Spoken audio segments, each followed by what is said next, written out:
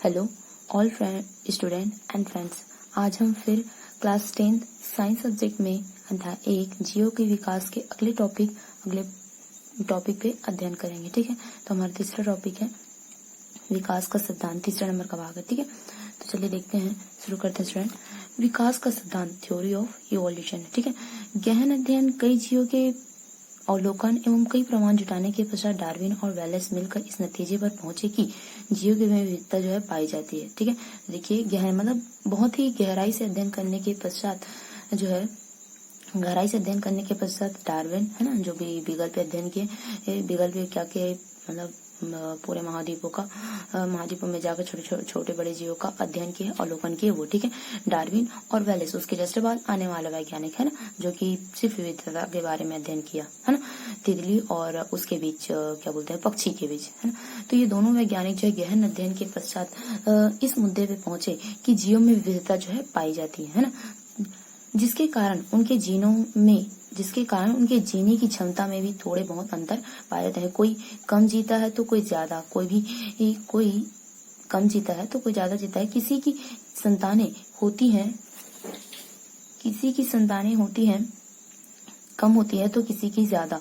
जिनकी जीने की क्षमता ज्यादा होती है वही परिवेश में ढलकर जीते हैं और उनकी एक नई प्रजाति दिखाई देती है। तो देखिए गहन अध्ययन के बारे में ये तो पता चल गया कि जीव में विविधता पाई जाती है, लेकिन उनके साथ साथ उन्हें ये भी पता चला है कि है यहाँ पे अनुकूलता वाली स्थिति जो क्या होती है, प्रेजेंट होती है। मतलब कुछ जीव जो है ऐसे होते हैं कि उस परिस्थिति में अपने आप को ढाल लेते हैं और वही जो है लंबे समय तक जीते हैं और अपनी प्रजाति को क्या करते हैं, विकास की ओर ले जाते हैं। लेकिन कुछ जीव ऐसे होते हैं, यहाँ पे देखिए जैसे लिखा गया, जिनकी जीने की क्षमता ज्यादा होती है वही परिवेश में ढलकर जीते हैं और उनकी एक नई प्रजाति दिखाई देती है। मतलब क्या बोला गया है कि जिनकी जीने की क्षमता ज्यादा होती, मतलब जो जीव जो है उस प्रतिकूल परिस्थिति में भी अपने आप को ढाल कर अपना जीवन यापन कर लेते हैं, वही जीव जो है क्या होते हैं, अपने एक नई प्रजाति को तैयार करते हैं। लेकिन जो जीव उस प्रतिकूल परिस्थिति में अपने आप को ढाल नहीं पाते हैं, वो जीव की जो प्रजाति है वो विलुप्तता के कगार पे चली जाती है। ठीक है, आगे देखते हैं।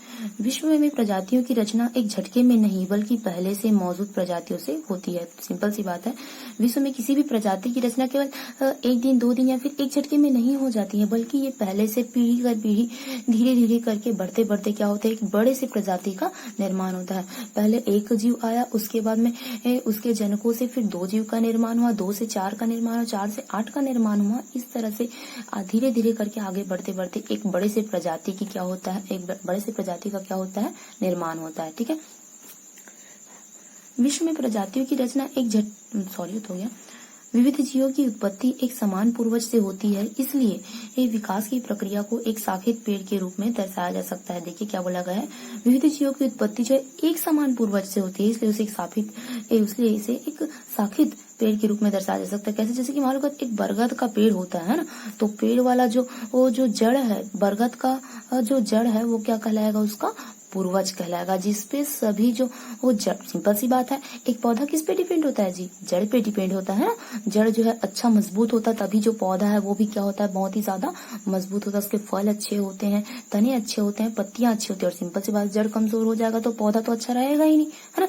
तो मेन पूर्वज जो है एक बर के पेड़ में मान लो हम देखें, ये तो पूर्वज जो कौन बन जाएगा, जड़ बन जाएगा, उसके बच्चे है ना, उसके बेटे जो भी है, मतलब उनकी जो फैमिली है वो पत्ते, डालियां है ना, फल फूल जो भी है ये बन जाएंगे। तो इस प्रकार से बोला गया है कि समान पूर्वज की उत्पत्ति की वजह से अगर एक जीव के जीवन को हम देखें तो उसे एक पेड़ के रूप में क्या कर सकते हैं, दर्शा सकते हैं। ठीक है, आगे देखते हैं।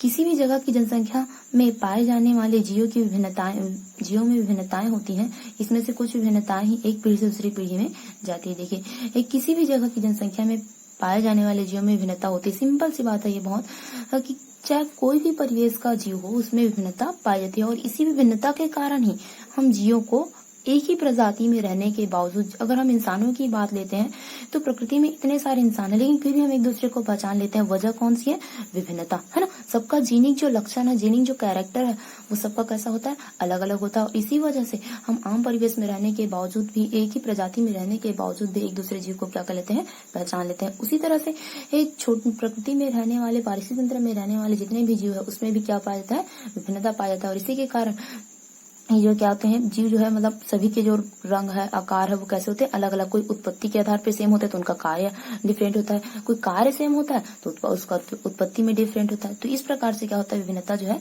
पाई जाती है। ये विभिन्नता आती कहाँ से है, एक पीढ़ी से दूसरी पीढ़ी, ठीक है। मतलब कि पहले पीढ़ी में एक छोटी सी समानता थी कि इसका कान इस तरह से है ना, इसका कार्य इस तरह से, वो जो है अगली पीढ़ी में कन्वर्ट हो जाता है इस प्रकार से।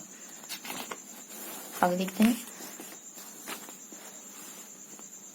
हर प्राणी विशेष का अस्तित्व बनाए रखने के लिए उसमें कुछ खास विभिन्नताएं होती है। एक प्रजाति में यह विभिन्नता एक पीढ़ी से दूसरी पीढ़ी तक पहुंचती है, तो धीरे धीरे संतान पीढ़ी जनक पीढ़ी से भिन्न होती रहती है और एक नई प्रजाति का रूप ले लेती है। प्रजातियों का विकास पीढ़ी दर पीढ़ी पहुंचने वाली ऐसी कुछ विभिन्नताओं से होता है और किसी परिस्थिति में ये लाभदायक सिद्ध होती है। तो देखिए यहाँ पे बोला गया है विभिन्नता के कारण ही किसी एक प्रजाति में क्या हो रह जाता है, उसका प्राणी विशेष का अस्तित्व रह जाता है कि उस प्रजाति में इस प्रकार की भिन्नता ऐसे कार्य करने की क्या है उसमें ललक है या फिर लगन है। एक प्रकार मतलब बोलते एक मोस्ट पॉइंट मिल जाता है कि इस प्रजाति में इस प्रकार की विभिन्नता है और वो पीढ़ी दर पीढ़ी जो क्या होता है उसकी जो विभिन्नता है वो बढ़ते जाती है और एक लाभदायक विभिन्नता के रूप में क्या हो जाती है, सिद्ध हो जाती है उस प्रजाति के लिए, ठीक है। मतलब उसका एक विशिष्ट लक्षण बन जाता है।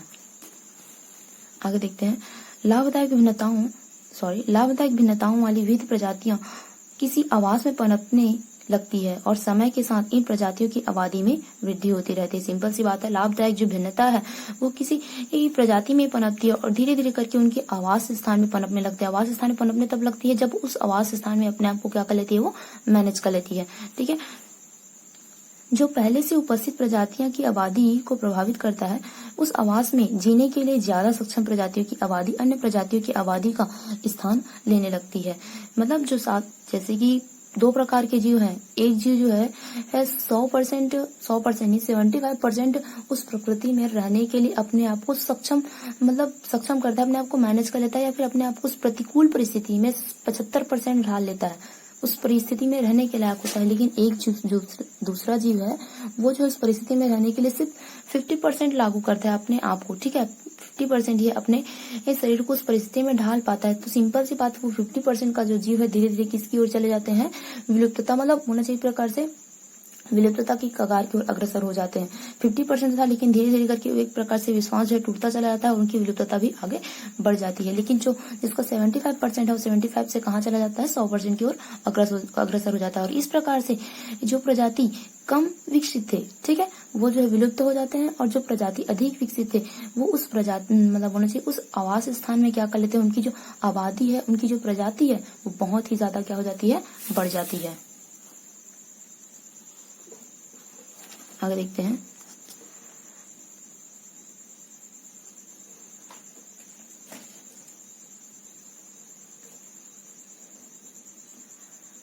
क्या आप जानते हैं जैव विकास के सिद्धांत एवं उनके प्रतिपादन करने का विवरण? क्या बोला गया है, जैव विकास के सिद्धांत एवं उसके प्रतिपादित करने का विवरण डार्विन द्वारा लिखित पुस्तक on the origin of species by natural selection तथा वेलेस द्वारा लिखित पुस्तक डार्विनिज्म में मिलता है। ये पुस्तकें क्रमशः सन 1859 और 1889 में छपी थी।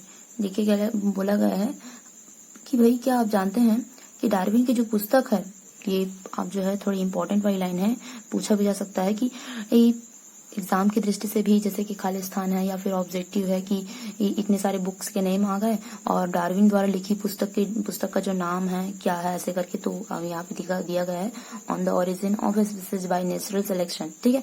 कौन सी ईयर में दिया है, तो ये 1859 और इसका भी आ सकता है डार्विनिज्म, है ना, ये दिया है 1889 में, ठीक है। याद रखेंगे, थोड़ा इंपॉर्टेंट लाइन है, अंडरलाइन कर लेंगे, ठीक है। उसके बाद में आगे देखते हैं प्रजातिकरण, ठीक है।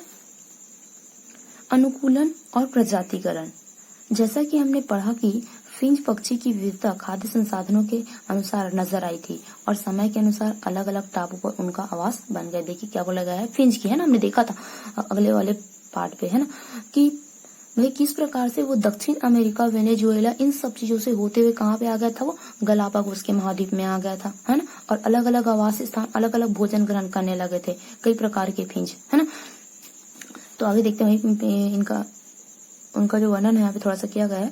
जैसा कि हमने पढ़ा कि फिंच पक्षी में विविधता खाद्य संसाधनों के अनुसार नजर आई थी और समय के अनुसार अलग अलग टापू पर उनका आवास बन गए। क्या बोला गया? खाद्य संसाधन, है ना। हमने देखा था कि फिंज का जो बोला चाहिए उत्पत्ति तो एक जैसा है, लेकिन उनके सबके कार्य जो है कैसे थे? अलग अलग थे। उनके भोजन भी अलग अलग थे। समय के साथ किसी जीव का अपने आवास में ढल जाने की प्रक्रिया को क्या कहते हैं? अनुकूलन कहते हैं। हम स्टार्टिंग से पढ़ रहे हैं, स्टार्टिंग से ही पढ़ते आ रहे हैं इस टॉपिक, इस चैप्टर में, कि भाई जो जीव समय के अनुसार प्रतिकूल परिस्थिति के रहते हुए भी उस परिस्थिति में जो ढल जाता है और अपना जीवन यापन कर लेता है, उसी क्या कहलाता है? वही जो है क्या कहलाता है? अनुकूलन कहलाता है। ठीक है। और उसकी बड़ी सी प्रजाति निर्माण हो जाती है। किसकी वजह से? सिर्फ और सिर्फ अनुकूलन की वजह से, एडेप्टेशन की वजह से। आगे देखते हैं। अपने आवास में अनुकूलित जीवों की आबादी समय के साथ बढ़ती रहती है। यहाँ पे कुछ क्वेश्चन है। क्या डायनासोर अपने आवास में अनुकूलित नहीं रह पाए जिससे वे विलुप्त हो गए? हाँ, डायनासोर जो अपने आवास स्थान में अनुकूलित रूप से नहीं रह पाए थे और अचानक से एक टाइम ऐसा हुआ कि एक एस्ट्रॉइड आया और पूरी पृथ्वी को चकाचौंध कर गई। और उस चकाचौंध के दौरान जो है जो विस्फोटक घटना हुई या फिर जो घमासान घटना हुई, उसमें सारी प्रजाति जो क्या हो गई? समाप्त हो गई। ठीक है। आगे देखते हैं। हमने पढ़ा है कि दक्षिण अमेरिका के महाद्वीप के फिंच की एक प्रजाति से गलापागोस के द्वीपों पर विविध प्रकार की प्रजाति के फिंच बने जो अलग अलग आवास में पनपने लगे थे। ये इतने विविध हो गए कि एक द्वीप के फिंच अलग द्वीप के फिंच के साथ लैंगिक प्रजनन करने में असमर्थ हो गए। इस प्रकार जीवों में विविधता अलग अलग प्रजातियों के बनने को प्रजातिकरण कहा जाता है। देखिए यहाँ पे एक लाइन है, अंडरलाइन कर लेंगे। जीवों में विविधता से अलग अलग प्रजातियों के बनने को क्या कहते हैं? प्रजातिकरण कहते हैं। जीवों में विविधता, सिंपल सी बात है। ये आप लोग जो है 9th की क्लास में पढ़े हैं, है ना। जीवों में विविधता से अलग अलग प्रजातियों का बनना क्या कहलाता है?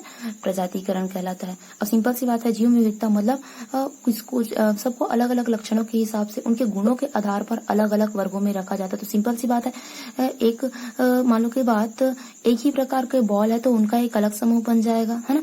और एक ही प्रकार की चॉकलेट है तो उनका एक अलग समूह बन जाएगा, तो उनकी एक प्रजाति और इनकी एक प्रजाति, है ना। तो इस प्रकार से जो बहुत सारे जीव जब एक लक्षण को, एक ही कैरेक्टर को शो करते हैं, तो उनके इतने सारे जो समूह, इतने सारे जीवों को मिलाकर जो समूह बनता है वो क्या कहलाता है? आपका प्रजातिकरण कहलाता है, विविधता की वजह से ना। ठीक है। आगे देखते हैं। अच्छा, यहाँ पे एक लाइन आया है, लैंगिक प्रजनन, है ना। वैसे तो प्रजनन दो प्रकार का होता है ना, लैंगिक, अलैंगिक और एक और होता है वर्धी प्रजनन, मुकुलन भी होता है। खैर उसे छोड़िए, लैंगिक और अलैंगिक प्रजनन को पढ़ते हैं। लैंगिक प्रजनन है क्या, है ना। इसमें क्या होता है कि संतानोत्पत्ति के लिए दो जनकों की आवश्यकता होती है। ठीक है, ध्यान में रखेंगे। लैंगिक प्रजनन में क्या होता है कि संतानोत्पत्ति के लिए दो जनकों की आवश्यकता होती है, और अलैंगिक प्रजनन में संतानोत्पत्ति के लिए दो जनकों की आवश्यकता नहीं होती है, बल्कि केवल एक जनक की ही आवश्यकता होती है। दो जनकों मतलब दो अलग अलग नर और मादा, इधर से नर लेंगे तो इधर से मादा लेंगे। ठीक है। लेकिन अलैंगिक में क्या होता है कि उसी में जो है कन्वर्ट रहता है पुंकेसर के रूप में, ऐसे जैसे फूल का लेते हैं तो तब की बात पुंकेसर का बोल रही हूँ। ठीक है, मतलब वही मेन डिफिनेशन यही है कि लैंगिक प्रजनन, है ना, इसमें दो जनकों की आवश्यकता होती है संतानोत्पत्ति के लिए, और लैंगिक प्रजनन में, अलैंगिक में ना एक जनकों की आवश्यकता होती है संतानोत्पत्ति के लिए। ठीक है। आगे देखते हैं। प्रजातियां आखिर क्या है ना। प्रजातिकरण तो देख लिए कि समूह में अलग अलग लक्षणों में जब बांट देते हैं तो वो क्या कहलाता है? उनकी विविधता के हिसाब से बांट देते हैं तो वो प्रजातिकरण कहलाता है। तो प्रजातियां आखिर क्या है? डार्विन के समय से ही प्रजाति जीव के उस समूह को कहा जाता है जो आपस में लैंगिक प्रजनन कर सके, है। क्या बोला गया है? प्रजाति जीव की उस समूह को कहा गया है जो आपस में क्या कर सके? लैंगिक प्रजनन कर सके। मतलब आपस में लैंगिक प्रजनन की क्रिया के द्वारा अपनी प्रजाति को आगे बढ़ा सके संतानोत्पत्ति के। मैंने अभी बताया कि लैंगिक प्रजनन जिसमें दो जनकों की आवश्यकता होती है संतानोत्पत्ति के लिए, और इस प्रकार की क्रिया करके अपने क्या कर सके? अपने समूह को वो क्या कर सकते? वो बढ़ा सके, और तभी एक प्रजातिकरण की क्रिया बनेगी, है ना। समूह जो बढ़ेगा तभी प्रजातिकरण की क्रिया होगी। यहाँ पे प्रजाति की इस परिभाषा को जैविक प्रजाति माना गया, पर डार्विन इस परिभाषा को लेकर चिंतित रहे क्योंकि उन्हें कई ऐसे उदाहरण कछुआ, छिपकली आदि की प्रजाति में मिले जहां प्रजातियों में लैंगिक प्रजनन होने के बावजूद इतनी भिन्नता थी कि उन्हें एक नई प्रजाति मानना बेहतर होता। जैविक प्रजाति की परिभाषा यूं तो वर्गीकरण को व्यवस्थित करने में मददगार सिद्ध हुई है, पर यह ऐसे जीवों की प्रजातियों के बारे में कुछ भी सिद्ध नहीं कर पाई जिनकी पीढ़ी लैंगिक प्रजनन से नहीं बल्कि अलैंगिक प्रजनन से बढ़ती हो, जैसे जीवाणु, कुछ पौधे, है ना।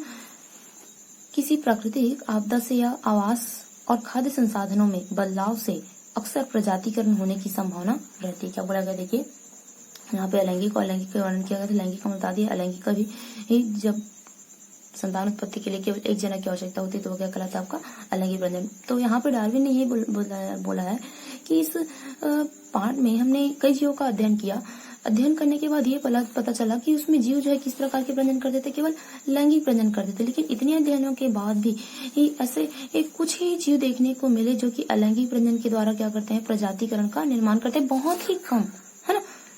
अगर मान लो कि बात ये 75% जो है लैंगिक प्रजनन को लागू करते हैं, तो ये सिर्फ और सिर्फ 25% ही क्या करते हैं, अलैंगिक प्रजनन को क्या करते हैं, प्रेजेंट करते हैं, ठीक है। और ये जो है सिर्फ प्लांट्स में देखा गया है, ओके।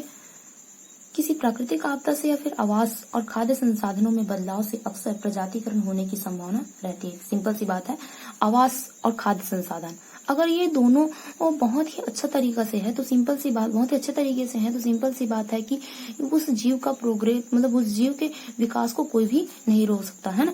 प्राकृतिक आपदा से या फिर आवास, है ना, अगर मान लो की बात प्रकृति में किसी भी तरह की कोई आपदा ना आए, है ना, और आपदा आए तो छोटे मोटे हो जिससे वो लड़ सके, आवास स्थान सुरक्षित हो, खाद्य संसाधन भी बहुत ही अच्छा से हो, तो सिंपल सी बात है प्रजातिकरण होने की संभावना क्या होती है, रहती है। लेकिन अगर आवास स्थान, खाद्य संसाधन और आपदा अधिक मात्रा में प्रकृति में आता है तो सिंपल सी बात है प्रजातिकरण के नष्ट होने की संभावना होती है, ठीक है। तो आगे देखते हैं, विविधताएं उत्पन्न होती है, विविधताएं जो है कैसे उत्पन्न होती है और इससे अलग अलग किस्म या फिर अलग प्रजाति के जीव कैसे बनते होंगे। इस दिशा में भी डार्विन कई प्रयोग करते रहे, कुछ तो पौधों के साथ और कुछ जंतुओं के साथ, जैसे मिराबिलिस गुलाबास, इसका वर्णन बहुत लंबा है। डार्विन ने एक प्रयोग किया था पौधों में, है ना, उस सबसे पहला पौधा था जिसपे अध्ययन किया वो है मिराबिलिस जलापा, है ना।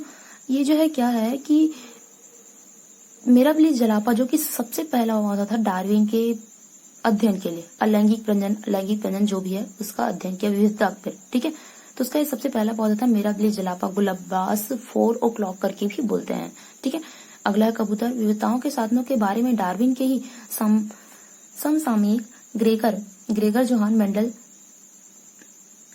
मेंडल के अध्ययनों का उल्लेखनीय योगदान रहा। इनके बारे में हम आनुवंशिकी अध्याय में पढ़ेंगे। तो देखिए ये मिराबिलिस जलापा गुलाबास 4 o'clock, है ना, ये एक पौधा है जो कि किसको प्रेजेंट करता है, प्रेजेंट करता है, विविधता के कैरेक्टर को प्रेजेंट करता है, ठीक है। कि किस प्रकार से गुलाबास मिराबिलिस जलापा का पौधा जो है किस प्रकार से समानता को प्रेजेंट करता है। ये एक उसमें होता है कमेंट, मतलब एक फैमिली के थ्रू होता है, मतलब जैसे कि एक नर हो गया, एक मादा हो गया, एक नर हो गया, अब किस तरह से कॉम्बिनेशन किया गया, यहाँ पे किस तरह से फर्टिलाइजेशन, मतलब एक प्रकार से बोलना चाहिए ये फर्टिलाइजेशन की क्रिया पे डिपेंड करता है, ठीक है। ये जो कि हम आनुवंशिकी वाले अध्याय में पढ़ेंगे तो ये जो नाम है वो क्लियर हो जाएगा, ठीक है। आगे देखते हैं, इसके यहाँ पे कुछ शब्द हैं कीवर्ड। जीव का विकास, प्रजातिकरण, अनुकूलन, प्राकृतिक चयन, कृत्रिम चयन, जीवाश्म, समवृद्धि लक्षण, सजातीय लक्षण है। इसको जानते हैं हम, जीवों का विकास किस तरह से, मैंने स्टार्टिंग में बताया है ना कि किस तरह से एक समुद्र पे एक सवाल आया और उभयचर होते हुए उभयचर परिस्थिति हुई, फिर वो जमीन पे आ गया और इस प्रकार से जीवों का विकास हुआ। प्रजातिकरण है ना, विविधता के आधार पर जब जीव जो है अलग अलग समूह में बढ़ जाते हैं तो वो क्या कहलाता है, आपका प्रजातिकरण। अनुकूलन है ना, जब मतलब एक विपरीत परिस्थिति में जब कोई जीव जो है अपने आप को उस परिस्थिति के लिए क्या कर लेता है, ढाल लेता है, मैनेज कर लेता है, तो क्या कहलाता है, अनुकूलन। प्राकृतिक चयन है ना, जो प्रकृति द्वारा होता है, और कृत्रिम चयन जो कि मानव द्वारा होता है। जीवाश्म मतलब जब कोई जीव समाप्त हो जाता है तो उसके बचे हुए जो अवशेष है वो क्या कहलाता है, आपका जीवाश्म कहलाता है। समवृत्ति लक्षण क्या है, जिसकी उत्पत्ति समान होती है लेकिन कार्य जो है क्या होता है, डिफरेंट होते हैं, वो समवृत्ति कहलाते हैं ना। और सजातीय लक्षण समवृत्ति जिसके कार्य जैसा है कार्य अलग अलग होते,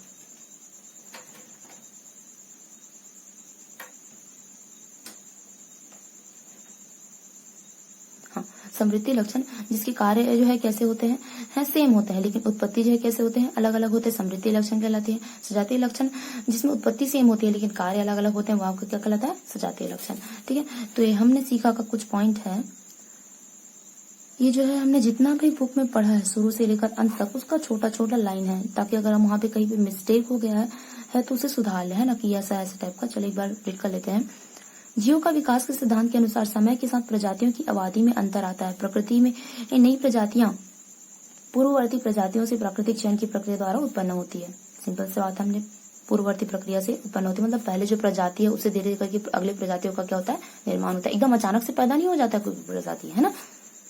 किसी भी सिद्धांत को प्रतिपादित करने से पहले कई प्रकार के प्रमाण तथ्य जुटाना, उनकी निरंतर जांच करना और गहन अध्ययन करना बहुत ही जरूरी होता है। सिंपल सी बात है, अगर हम किसी जीव का अवलोकन कर रहे हैं तो हमें उसके बारे में पूरी जानकारी होना चाहिए। अगर हमने आधी जानकारी की तो सिंपल सी बात है, हमारा जो अवलोकन है, क्लासिफिकेशन है, वो कंप्लीट नहीं हो पाएगा।